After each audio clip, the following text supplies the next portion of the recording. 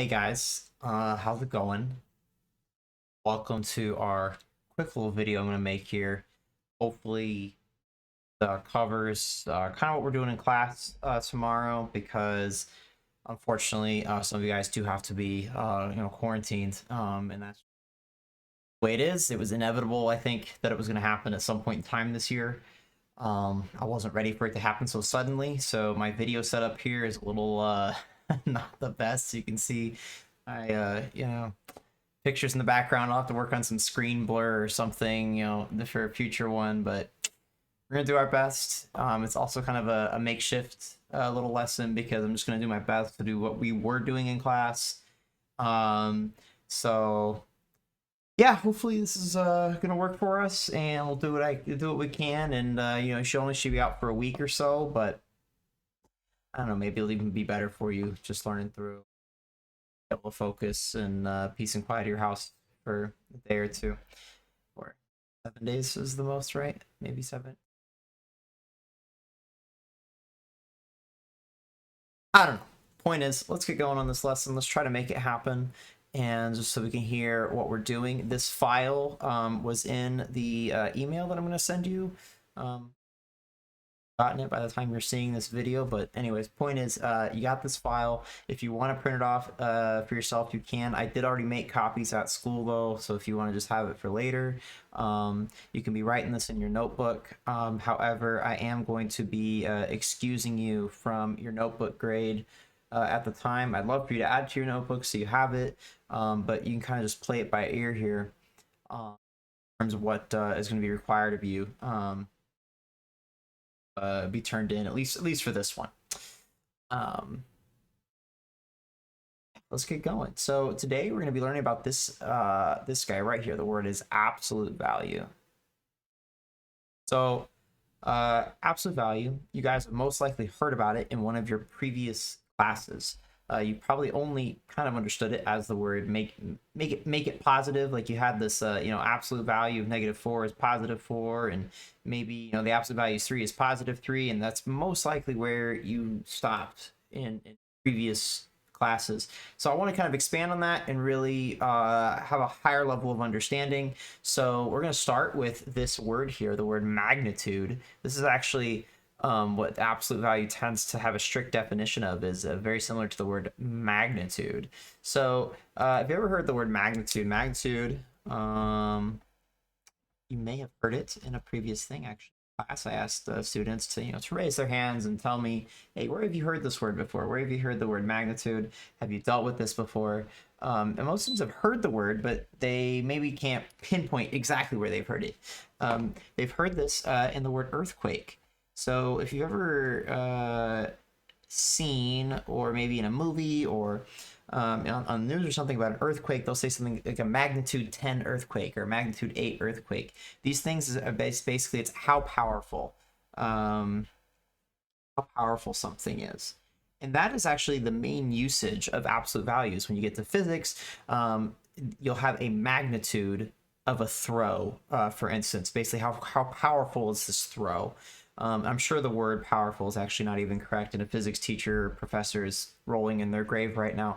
But the idea is effectively it's going to be a length. That's the second part of our definition, is not only powerful, but length.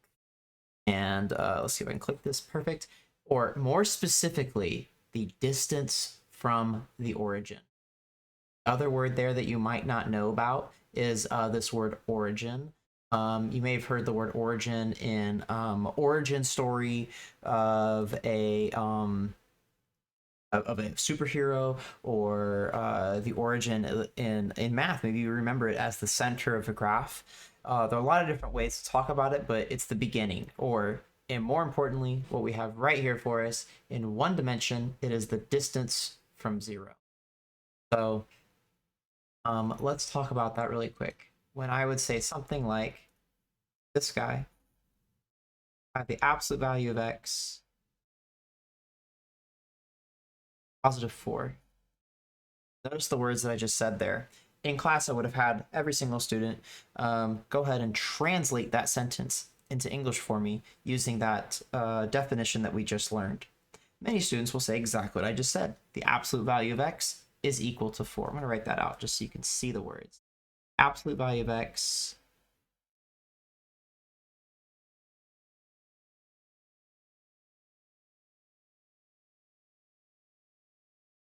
now, that's fine, and this is true. It's not like it's a wrong statement, but it doesn't help us get to the level of understanding that I'm hoping for.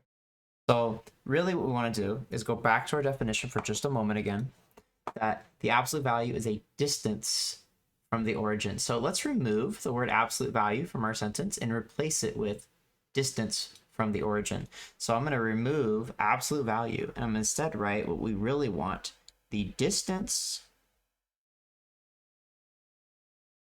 from the origin x. You have to change up, although it's the kind of that actually is equal. Now, take it one step further, I would also ask, maybe for people to discuss with their tables, quickly discuss at your table, how are things, what is the distance from the origin to x is equal to 4, where could x be, or what could x be? Many students correctly put, well, there are 2 places where that'll occur. Because if you draw a cutesy little number line here, the distance from 0, the distance from the origin, we're going to go ahead and see that if I started at -4, 1, 2, 3, 4 hops to get there, or if I started at +4, 1, 2, 3, 4 hops to get there, either way, my distance is 4. So in fact, the answer to this question is going to be x is equal to both +4 and -4. Those are our 2 correct answers to the problem. And this is actually going to be a theme of our absolute value questions. Most absolute value questions, that's probably the wrong word to use there again, a bit of a misnomer, but of the problems that we are doing in class, most of the problems we do in class will have 2 answers to our absolute value questions. Let's go back over the notes for just a second of what I put here. Everything else that I added here, all this other stuff, is all optional stuff. Just if you would like to know a little bit more. So let's just talk about it for a moment for those who like a little bit more. If you don't want to know a little bit more, you can fast forward in the video until I get to this second page here. But if you want to know a little bit more, feel free to keep on listening. So the note here is in 1 dimension, it's the distance from 0. So that's what we just talked about. Absolute value is in 1 dimension, it's simply counting the hops. But in 2 dimensions, it's equivalent to the Pythagorean theorem. What do I mean by this? What I'm talking about here is that if I have the absolute value of a coordinate, the absolute value of a coordinate is going to be the distance to the origin, the distance to the center of the graph here. So in order to calculate that, we have a distance here of 2, distance of 5, a squared plus b squared equals c squared. Take the square root of both sides. The distance is 29, or in other words, the absolute value of a coordinate is going to be 29. Likewise, you could actually extend this to 3 dimensions. It actually extends all the way into 3 dimensions. So if I had a 3-dimensional coordinate, which would be like x, y, z, so 3 ways, you could go ahead and plug in, again, 1, 2, 3, and square all those guys. Anyways, continue on. We will notate this x. What that word notate means is this is how I am going to represent absolute value, the single bars that you've been using here. However, you should be aware in the future, there are other books that use the double bars to mean exactly the same thing. So the double bars on x, or double bars on a coordinate, or double bars on a vector, or double bars on whatever mean the same exact thing as single bars. It's an unfortunate part of math that this happens, that some books use different things to mean the same thing, but these are identical to each other. I'm going to use the single bars, other books use double. Let's hop into the actual part of what we have to write down of what our objective and essential question is. So for our objective, the objective is I can solve absolute value equations and inequalities. So I want to be able to solve these problems. And our essential question here, what are the key steps when solving problems with absolute value? So we're going to be writing down those key steps in a bit. Again, if you are taking notes, feel free to pause the video, write these things down, and then resume the video right when you're ready to go. Also, if you're at home, you need to take a break already, not a problem at all. Let's keep it going though. So to start off, we're going to have a key idea here. There are three cases to take care of. So the three cases, the first one I've already kind of explained to you. When the absolute value of x is equal to a number or the absolute value of something, it is a two solution case. That's actually most of the problems that we're going to be doing are going to be in this two solution case. However, if your absolute value ends up equaling exactly 0, that means the distance is 0, or it's positive 0 and negative 0. If it's positive 0, negative 0, those are the same thing. So you end up at, again, the one solution case. When we get to this third one, I simply write that the absolute value of x is equal to negative 2, and it says the empty set, no real solution, no solution case. And I would pause and ask the class, why is this the case? So maybe if you want to treat this more like a classroom for yourself, pause the video and answer that question. Why does this thing have no real solution? Use the definition. Pause the video and took a guess. Maybe you wrote down that guess. But what this says is, it says the distance, back to what we wrote down here. The distance from the origin to x is equal to, but it's not 4 this time. It says the distance from the origin to x is equal to negative 2. But you can't have a negative distance. You can't be negative 3 feet tall. Even if you were, that's like growing into the ground, but then if I pulled you out of the ground, you'd still have length. So you can't have a negative distance. And because you can't have a negative distance, immediately in these questions, you're going to have no real solution. This is a no solution type of problem. Go over example 1. So for example 1 here, I've already worked it out. You can kind of see all the work for it, but I'm going to go ahead and go through it on paper so you can kind of see it happen in real time. Check this out. For example number 1, it's the absolute value of 2x 1, 19. When I start this question off, I often ask students here, I've written two different styles of ones, and you can think about maybe why would I do that? Why would I write this one with my little ridges and lines, but I wrote this one without it?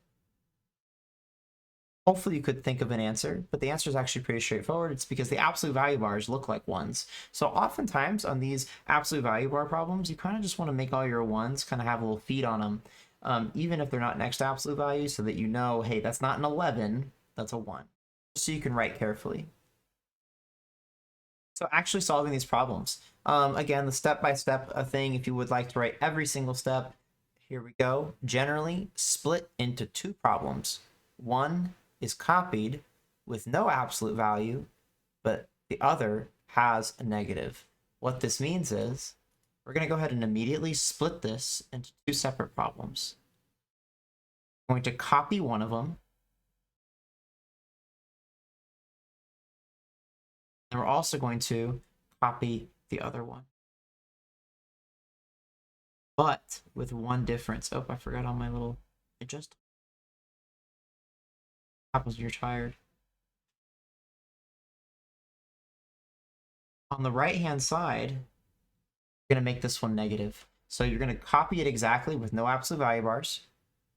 Over here, we're going to copy it with no absolute value bars and a. So you can kind of think about it. This one is the positive, and this one is the negative. What we were doing before, we have that positive answer and the negative answer, so you're going to have both of them going on there. All right. So checking this out, finishing it up. We actually just have to solve like normal. If you already know how to solve these equations like normal, you don't really need to watch this part. You can kind of just skip forward. But after grading the test, I did realize that there are a few students who need to hear this one more time, how we solve equations. So I'm going to remind you really quick how you solve these ones. So to solve equations that look like this, we need to do inverse operations.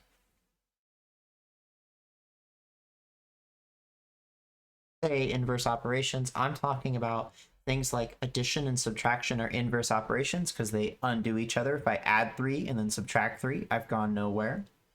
Likewise, multiplication and division are inverse operations. So we have to do these guys and these guys in reverse PEMDAS order.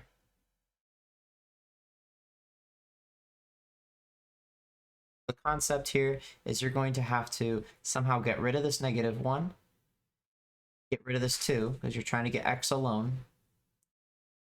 First PEMDAS order using inverse operations. We see a subtraction symbol. Subtraction is literally the very last part of PEMDAS here, so this is where we're going to begin.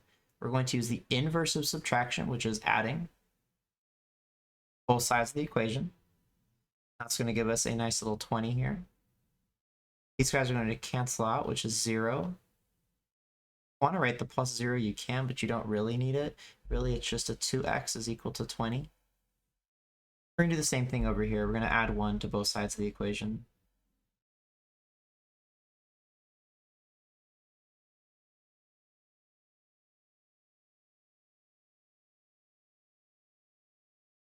We've done our first step of reverse PEMDAS of subtraction. There's no addition to deal with. There's no division to deal with, but there is multiplication to deal with. 2x means 2 times x. So, in order to undo multiplying, we're going to divide. So we're going to divide both sides by 2. Always feel free to use a calculator if you want. Another thing that students made a mistake on the test about is they had things careful, because -19 and 1 is in fact -18. If you want to go over that more, we definitely can, not a problem in the future. Divide both sides by 2 now. Answers to the question. Wonderful. Now in class, after we've seen a single example, we would go through, I actually have 4 whiteboard practice problems to do. So while you're at home here, obviously, you're not going to have a whiteboard. You have to do this either on a separate sheet of paper or in your notebook, or, you know, kind of, maybe you do have a little whiteboard at home. I don't know. But that's what we kind of want to do. We want to go through and do some whiteboard practice. So I'm going to do 1. You're supposed to pause the video, try the entire question on your own, and then watch me do it afterwards. So I'm going to get going. I don't know where my other paper is. Wonderful. Here's our first whiteboard practice problem. All these are, the instructions are solved for x. I'm not going to write that.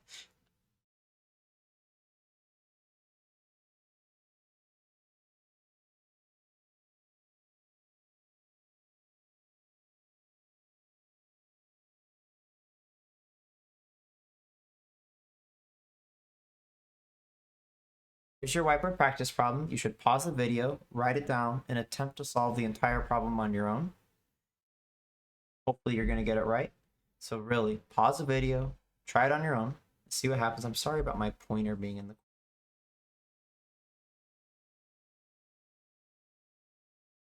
Bummer. Anyways, pause the video, do the question. Hopefully I actually did pause the video. Here I am going to go over it. So we're going to go ahead and get 4x plus 3 is equal to 4x plus 3. Oh my gosh, I didn't even write it correctly. This way, don't be mad. 4x plus 3 is equal to -13. So once with a positive and once with a negative. We just solve like we did before. Let's subtract 3 on both sides.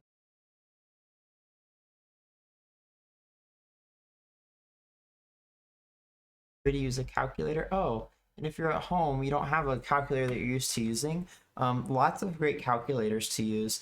So we haven't practiced using any of the calculators in class that are on the computer because we don't have the computers yet. But if we did, what we could do is Google Calculator is wonderful. So to find the Google Calculator, you literally just type in the word calculator into Google. And if you type in the word calculator into Google, this shows up. This is totally fine for a regular old calculator. Another good calculator is Desmos. Desmos is a wonderful calculator to use, and graphing or scientific, both will work. But I'd like the scientific one for these types of problems. You can just click the buttons how you feel like, and this one divided by 4. I like this one is you get 2.5 as your answer, but you can click this guy and it will turn it into a fraction for you. So I really like that. It's kind of a nifty little tool on Desmos that I really like. Another great web. Oh, and if you didn't know that set up there, it says Desmos. That is DESMOS.com. I guess I could write it out much bigger. SMOS.com. You can also use that website I already showed you in class, Wolfram Alpha. That guy's pretty cool because it will actually solve the entire problem for you. Anyways, we're going to divide both sides by 4 now, and we get x is equal to 10 over 4, which reduces to 5 over 2, or a decimal 2.5. Divide both sides by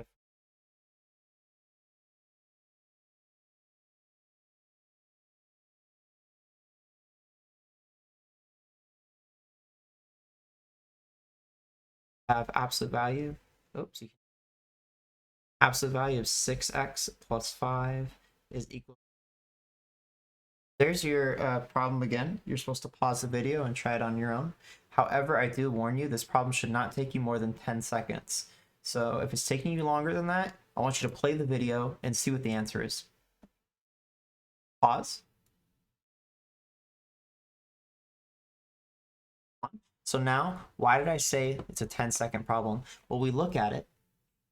We actually notice that this is a case 3 problem. That is to say we have an absolute value is equal to a negative number. Because the absolute value is equal to a negative number, you immediately say, oh, that's saying a distance is negative. That's not possible. The answer is no solution. You're done with the problem. Don't overthink these. Don't make them too confusing for yourself. The absolute value is negative. You're done. I don't plan on doing a lot of those. In fact, in the packet, the quote-unquote classwork / homework problems, I don't think I made any of the problems end up with a no solution, at least not in this first little problem set. Let's go into question number.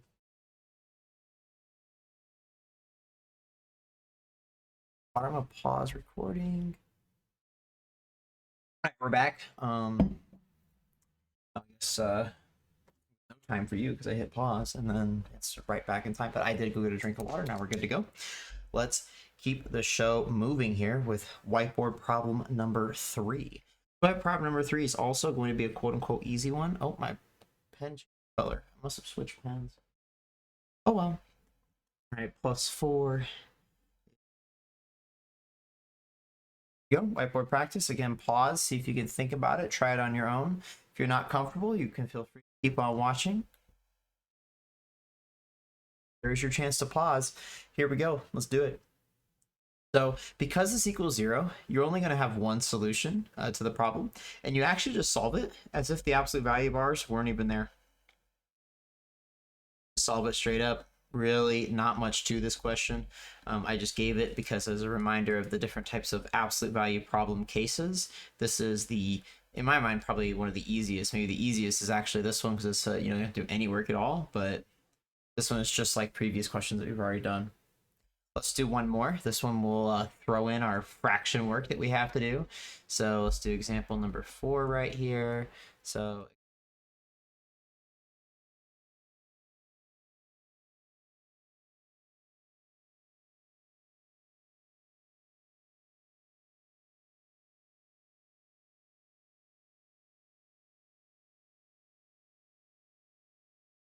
pause the video. See if you're able to do this one on your own, or maybe you can at least do one step on your own. Maybe you get that first step of copying and making one side positive, one side negative, correct? Pause, let's see how you did. So we're going to split this into 2 separate questions. One is copied exactly as is. The other one copied with the right-hand side being negative. So now we have to solve just like normal. Just in case you need a review on solving questions that have these fractions, there are actually 2 different ways to solve questions like this. I'm going to solve it both different ways so that you can see how you'd like to do it. The way that I like to do it when it only has a single fraction is to get rid of those denominators. So to get rid of those denominators, we're going to multiply all the terms by that denominator. So in this case, we're going to multiply every single term by 3. Because we've multiplied by 3, the whole point of multiplying by 3 here is that the denominators here, x minus 6 is equal to 12. And it's just a regular old question. We add 6 to both sides.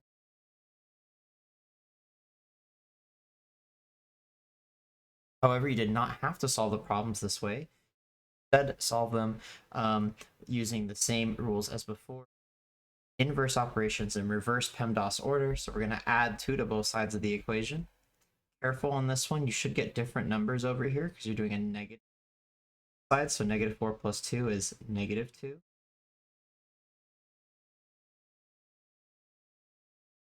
Now, x over 3 means x divided by 3.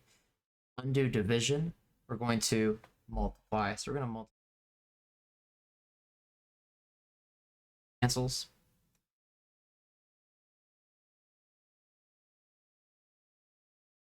There were our 4 whiteboard practice problems for this part. We have one more example that we're going to cover in today's lesson, so it's actually not even all the examples from the absolute value topic. But yeah, let's go ahead and move into that next example. So back to our notes now.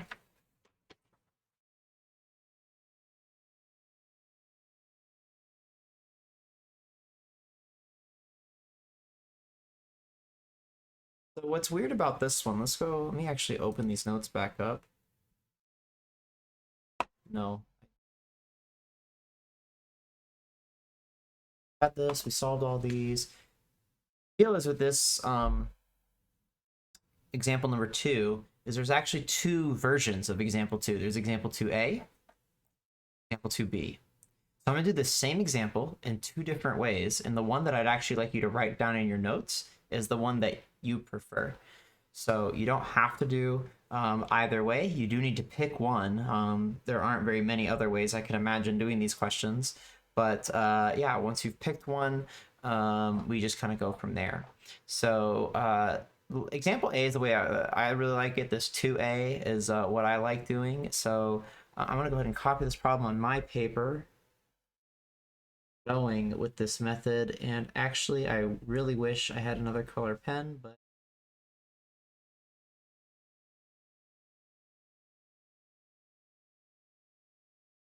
all is well. All right, here we go. So I have this written down now, and let's solve it using the 2a method. So again, you're just watching. You're not going to write anything down. I'm so sorry that cursor. All right, so this method is called the USubstitution method. This is actually a method that's not typically taught until the calculus years. However, I think it's actually good to teach all the way back down to Algebra 1. Oh, we can even see me. I spelled it wrong too. U.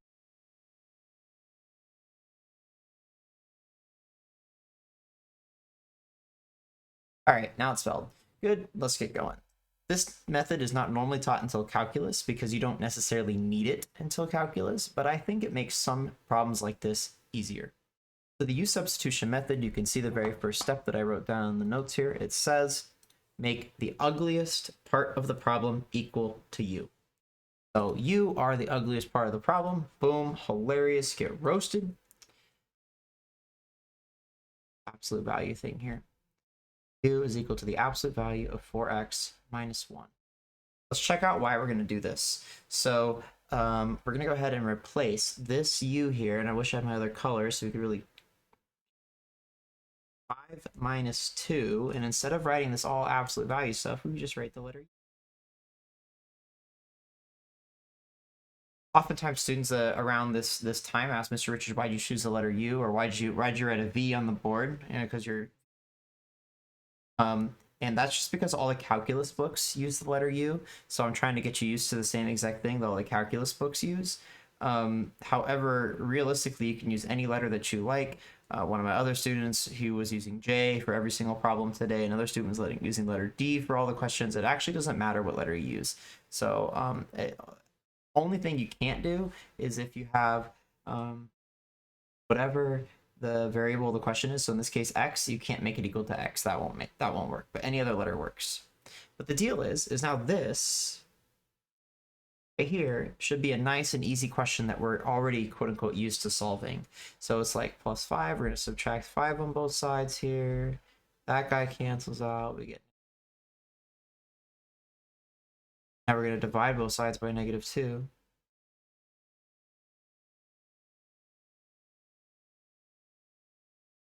Because you've gotten u equal to 25, u is 4x minus 1, and u is 25. So we're going to combine those two parts of the question here. We're going to end up with 4x minus 1, the absolute value part of the question, is equal to 25, because they're both equal to u. Now it's a question just like we did on the previous page. You split it into two separate problems, -1. Of 25, and honestly I'm not going to finish solving it because we've already written an example down for that, and I think you're okay with it. If you do really want to check it out, all the work is over here, and I even have more step-by-step of what to do, but it's all solved. Half of -6. But if you didn't like that method, here's example 2b instead. It is just as valid of a method. There's nothing wrong with it at all. So let's check this out, this other method. Same exact question, 5 minus 2, absolute value 4x minus 1.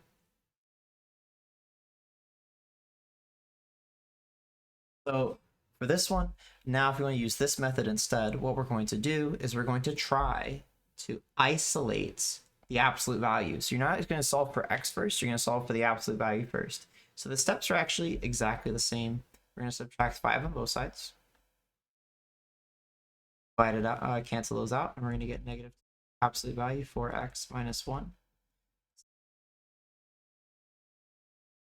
And because this guy is nice and cool like that, you have this -2 equal to -50. We're going to go ahead, and that's the negative multiplied. We'll be dividing both sides now.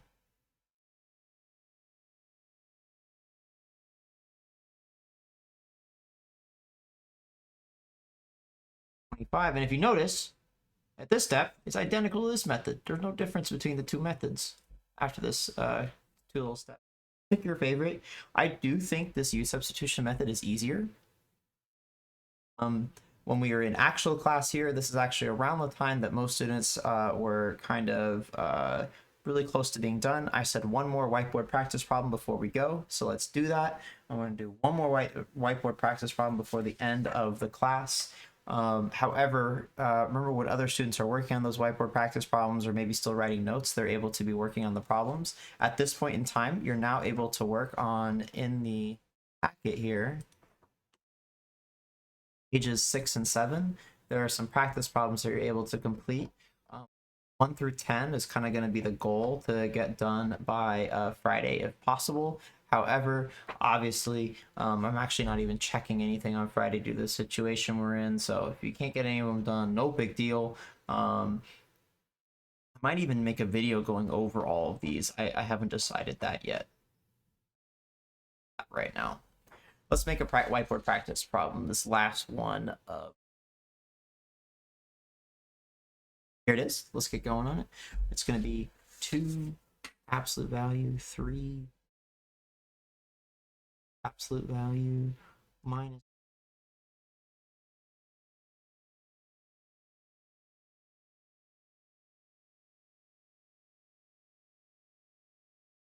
So if you'd like to practice the method you just learned, here's a great chance to do it. So you pause for yourself, write it down, try it out. All right, there's your chance to pause. Here we go. So I'm going to use the USubstitution method because that's the method I like using. U is equal to absolute value of 3x minus 3 and absolute value, which means that 2u minus 9 equals 3. This guy right there with the, careful, a lot of students will write the u next to the 9 by mistake. Continuing on, now we're going to solve for that letter u. Add 9 to both sides. U is equal to, we're going to go ahead and divide both sides by 2.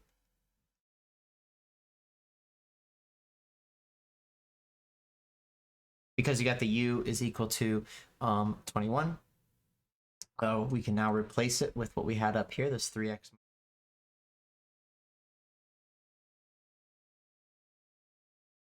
Solve kind of just like normal. questions. 3x positive 21, negative 21, add 3 to both sides,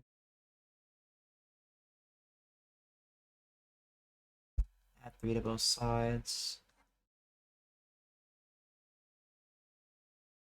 Now we're going to go ahead and divide both sides by 3.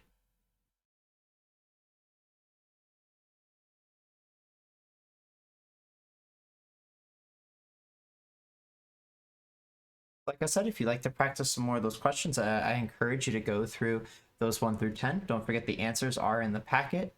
If the event that you're super bored because maybe you didn't have any other assignments and stuff, maybe you want to write some more notes, you can get into the next section. A couple of students have actually been able to read the notes kind of on their own and kind of figure out what to do in the next section anyway, so maybe that could be something worth your time. Have a wonderful rest of your day, and don't hear from me again. Have a wonderful rest of your weekend, your 3-day weekend, Labor Day. Not feeling well, feel better. And yeah, have a good one, guys. Peace out.